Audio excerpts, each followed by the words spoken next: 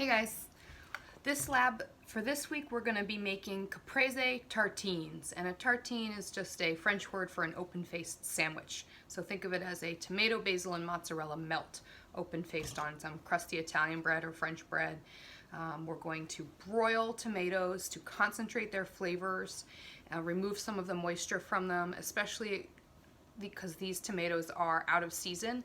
It's going to be a great way to build some more intense tomato flavor, because tomatoes tend to be pretty bland when it's not tomato season.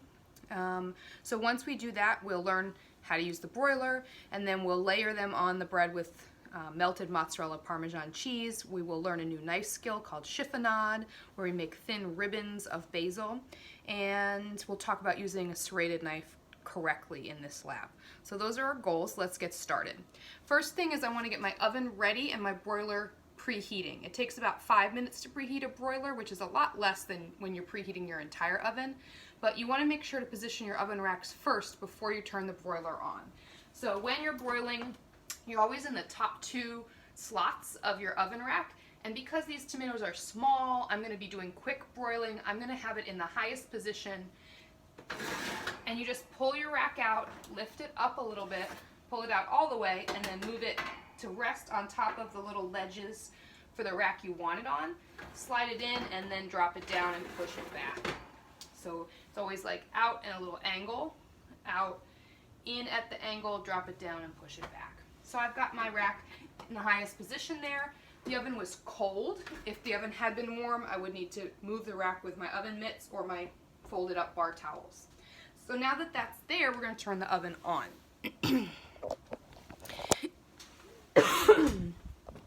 So when we're looking at turning the oven on, we're going to look for the button or whatever function says broil. So mine is right there, and it usually will have a high-low function. So I'm going to hit broil, and it pops up on high, and I want to broil on high, so then I would just press start, and it's going to start preheating.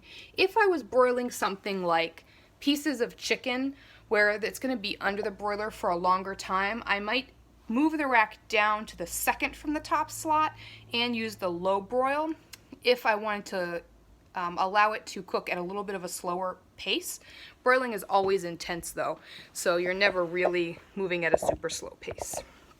All right, just pay attention to what the recipe specifies. If I wanted on low, I would have hit the broil button a second time and it would change it to low. Since I wanted high, we're just going to leave it there. So this next step is for me to get my pans ready for my tomatoes. So the recipe says 2 sheet pans lined with foil. So I've got one here, one over here, and it specifies only one of them being sprayed with vegetable spray or Pam spray. So it's a non-stick cooking spray. If you don't have that, you can drizzle a little bit of olive oil and just rub it evenly over the aluminum foil. This is going to keep the tomatoes from sticking.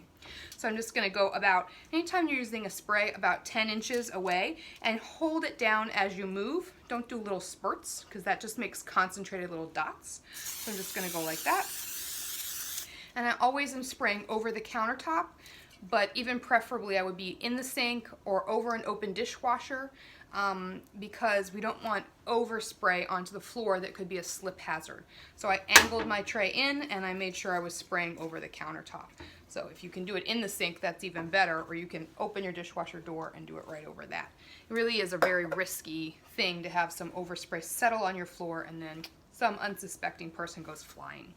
So I don't need a lot. It's just a light coating. There's no drippage or like any amount that's going to run. That's ready to go.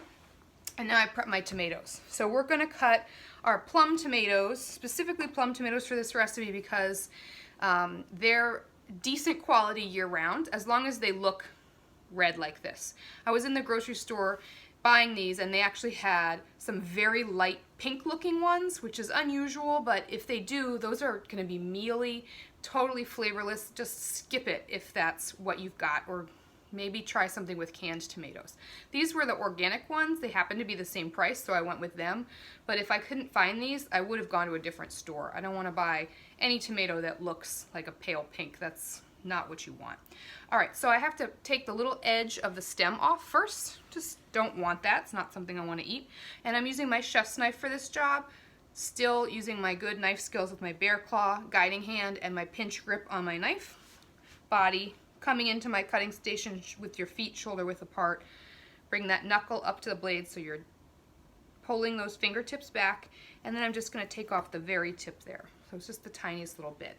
I'm going to put that in my scrap container, and I have a container with my finished slices already started of 2 tomatoes I've already done. So I want to do a 1/2 inch. Always check your first measurement if the recipe specifies with a ruler if you're not really sure, and then you can go from there. So that's my 1/2 inch. I'm going to bring my pointer finger knuckle up to the knife where it's positioned on the 1/2 inch, and then I'm going to engage and cut through. On a recipe like this, the measurement is actually very specific because any thinner and the tomatoes will kind of disintegrate under the intense flame of the broiler. So that's kind of what we're going for there. They're going to shrink a lot as all the moisture gets cooked out of them under the broiler. And if they were thicker, they would just not work on this open-faced sandwich situation. So someone has figured out, me, that 1/2 inch is the right size for this application. So that's why we want to be specific in going for it. So I've got all my tomato pieces here in my good cuts container. My scrap container can be for compost. And now I will lay out my prep. So rinse my fingertips off. I've got little juices on my cutting board. Just part of working clean and cleaning as you go is wiping that up.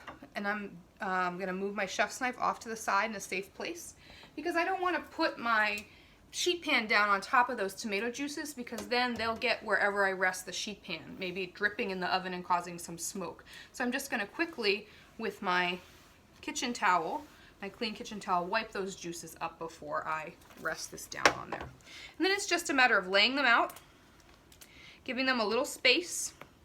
We want the water to be able to evaporate as the heat pumps down on it from above. Broiling is a cooking element where a very powerful heating element is very close to the food and it's pumping that heat intensely down against it. So anytime you're trying to do indoor grilling, essentially that's upside down broiling. Or broiling is upside down grilling, if you want to think about it that way. All right, so I've got my tomatoes spaced out, and then I'm going to sprinkle them with salt, pepper, and a 1/4 teaspoon of Italian seasoning. So I'm going to go salt first, and that will help the moisture in the tomatoes kind of release.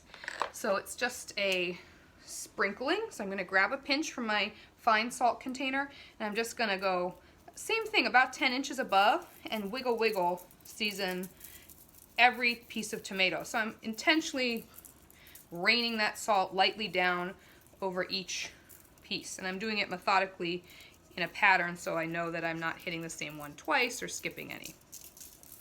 All right, finish off back in there. So I've done that, and then my pepper, I'm just gonna grate. I love freshly cracked pepper. It just has a little bit more flavor, and I enjoy it more. You just can have a pepper shaker and just shake a little bit on each tomato. So every bite is gonna have that flavor on it. And then our Italian seasoning. So you can use Italian seasoning or you could just use oregano if you don't have the seasoning blend. So I'm going to put that in my finger so that I can again direct it onto each tomato instead of having it all on the aluminum foil and not flavoring what we'll end up eating, not wasting it. So 1/4 teaspoon is exactly the right amount for these 3 Roma tomatoes. Perfect. And then that's it. So it worked out perfectly. If you ran out, you can go back and get a little bit more, but should be just the right amount. All right, those are ready to go under the broiler. The broiler has been preheating. I might wait another minute, and then I'm going to pop them in, and I'm going to set a timer. Always, always set a timer with the broiler. This process should take 5 to 10 minutes. I'm going to set it for 4 minutes just to check. If this is the first time you're using your broiler, you want to be extra cautious. You can just give it a little peek. We want to see how they're concentrating. And what we're looking for from the recipe, it says, until the tomatoes have softened and taken on some color. Check every minute. So after about 3 or 4 minutes, I'm going to check every minute and see what they're doing. I'm not going to need to flip them during this process. It would tell me if I did. So they're going to get shriveled and all of the water's going to leave, and what's left behind is all the flavor. And our Italian seasoning is going to further flavor them with all of the parsley and oregano and rosemary that's in there, things like that. So I'll be back in a few minutes to show you what they look like when they come out.